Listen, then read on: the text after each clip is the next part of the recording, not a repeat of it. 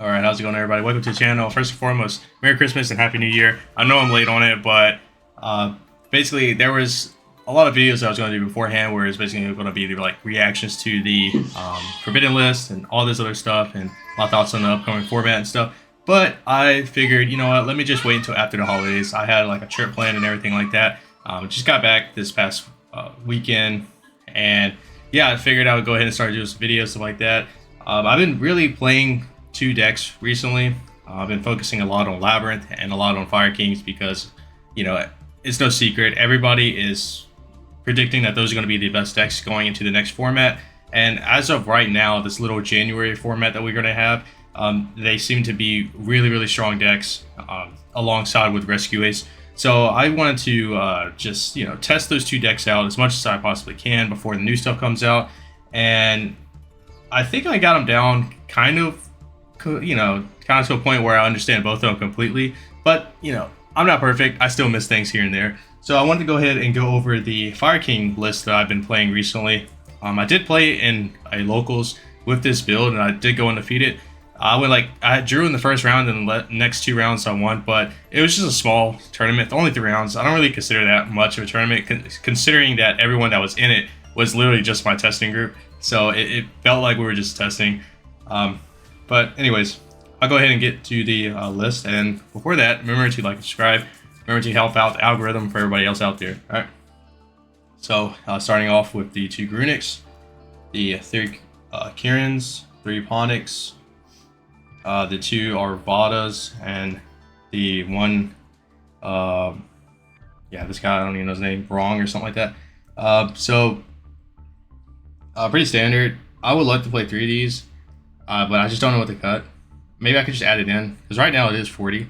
Only 2 Arvadas. I was playing 3, and I didn't like it because I don't like my normal summon being Arvada. I just never liked the feel of that. So I cut it down to 2, and it worked just fine. So next I played, for the non-engine, I played 2 Diabell Stars. I guess that is considered engine. I guess the non-Fire King engine. And 3 Fenrirs. So I'm not playing the Rise Heart because I did play it in one build and I didn't like it. Again, I didn't like committing my 1 normal summon to the Arvada. It just didn't feel good. I'm pretty sure there's probably a way to somehow cheat out your Arvada to where you don't have to normal summon it. But I don't know. It just seemed like too much. So I didn't like the way it felt or anything like that. And I didn't like using Fenrir to search for Rise Heart. I know that it can come up for like an Xyz play, but a lot of the times your monsters are going to get wiped, and so when you don't have like another another blowout card like Fenrir to summon on your next turn, it doesn't feel too good. 2 Diabell Stars. I don't have a third one but I did have a second Diabell Star, so I just played the second one. So that's the reason behind that. I typically side deck out the second Diabell Star when I'm going second.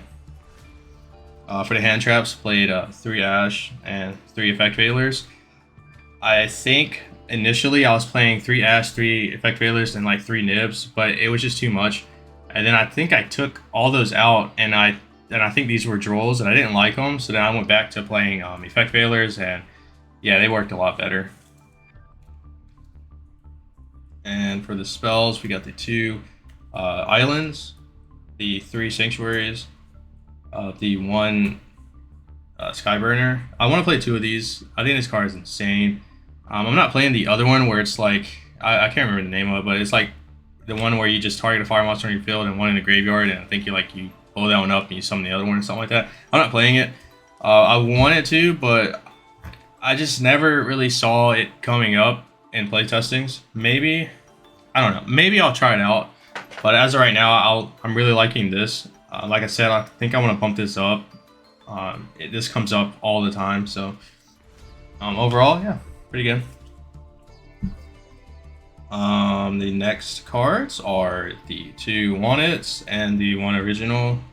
I don't have the third Want-It, like I said earlier, so I have to do with what I got. And the next cards are 3 Super Polys. So I think in this little like weird spot we are right now with January, I think playing Super Poly in this deck is like really good because it's really strong in the mirror match. It's really strong against Labyrinth. It's pretty good against Rescue Ace. And if there's like any other rogue decks out there that uses the same attribute stuff, pretty good against them as well. You do get to get the Mud Dragon, which protects you from targeting your fire monsters, but at the same time, there's not really that much going on right now that targets. So, you know, it is what it is.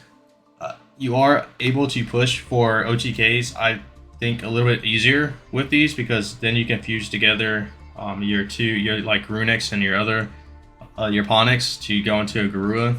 So you can do damage, you know, for pretty easily that way. If it comes up, you know, it could come up. So, yeah, I just think right now it's pretty good to play. I don't think that's going to be all too great going into the next format because it seems like Fire Kings can just play around it with all the new graveyard cards and stuff. So, I don't know. I don't know what to do when it comes to the next format, which I think I'm going to make a video talking about that because it doesn't look too exciting, to be real with you. It looks like it's going to be really technical, and yeah, I don't know. Next, we have the 2 talents and then the 1 called by. Not much said about these cards. These are just blowout cards. You know, you're going to get hand trapped a lot, and a lot of people are playing, like, you know, a lot of people are playing hand traps now, so these are just really good, and these, you know, everyone knows what called by. It's just broken. And the 3 last hand traps, the Imperms. So in total, 9 hand traps. And they worked out just fine. So for the extra, I played for the Link 1s, the Link Rebo, the Salomon Great card, and Anima. I never summoned these. I summoned this, but I never summoned these. I do understand the whole combo with this.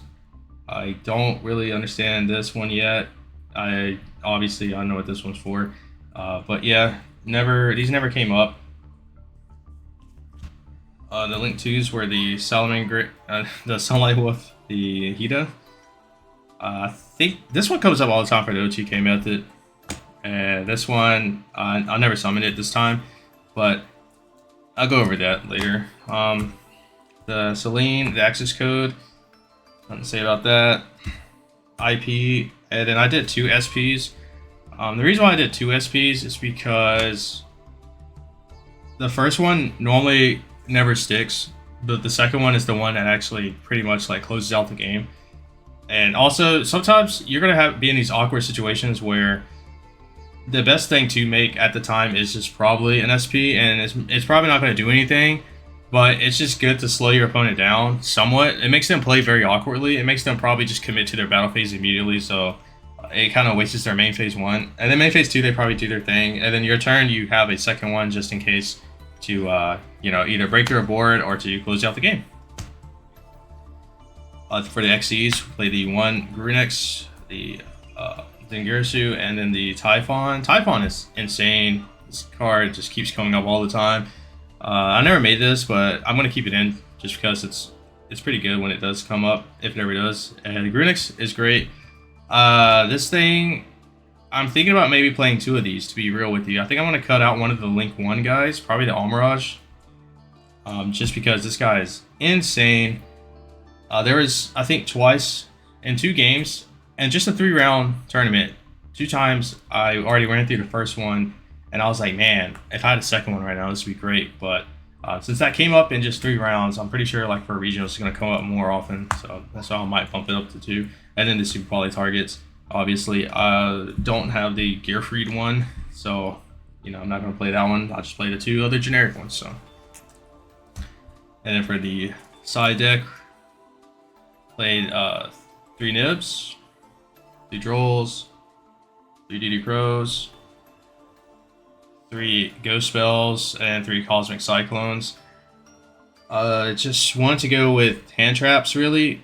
I played Board Breakers. Didn't like them, didn't like the way they felt. Tried out the Evenly Match. Didn't like it too much because I didn't really have a way of searching for the Evenlies. You know, I don't play Prosperities. I think I tried out Floodgates, like Summon Limits, but again, I just don't have a way of searching for them with Prosperity and stuff. I know I could play Prosperities. They're pretty good in this deck. you know, especially since you don't need your entire extra deck. But I just don't know what to take out in the main deck for it as of right now. So I think it's pretty solid the way it's built. And yeah, so I figured just hand traps, you know, DD Crows, these nibs, and the ghost spells these are all just really good against a lot of the decks that are currently going on right now. And the College Cyclones, I think, are the best back row removal in the game currently. So why not just play these? So that's basically the reasoning for the side deck. As of right now, I would say that there's basically like two ways of playing Fire Kings. You need to play it, and I'm not saying like the builds, there's only two builds, like the Snake Eye build and then the regular Fire King build. No, like you can play, I think it's play style. There's only two ways of playing it. There's one where you utilize the combo heavy styles where you utilize the extra deck a lot, and then there's the build where you just only utilize the main deck. I tested out both of them, and I would say that the one that uses the combos is a lot more fun, but the thing is you play into the Nibiru's way more than what you need to. When you're playing just the main deck version, which is basically this one that I just showed, it seems to play just a tad bit better, only because it doesn't really necessarily play into Nib. And on top of that, you're not really concerned too much about your extra deck. You know, like this like offers the possibility of playing like Prosperities more, maybe even Extravagance more and stuff, because the only card that you probably care about, the only one that I summoned the most out of all my games, was probably Typhon and Grunix. Other than that, I didn't really summon anything else. Like I said, like none of the other Link monsters came up except for in one game when I went for the Access Code Talker route, and I think also I just summoned a Little Knight. It just hopefully pass the person's main phase 1, basically. And yeah, that was it. So yeah, like I do like the combo versions, but I find more success with just playing the main deck strategy and not doing too many combos, just doing the simple Ponix into the Grunix combo that we all know about. And that, for some reason, works. So if it works, you know, why fix what isn't broken? So, you know. But hopefully you guys enjoyed the video, and if you did, I'll catch you all in the next one. Peace.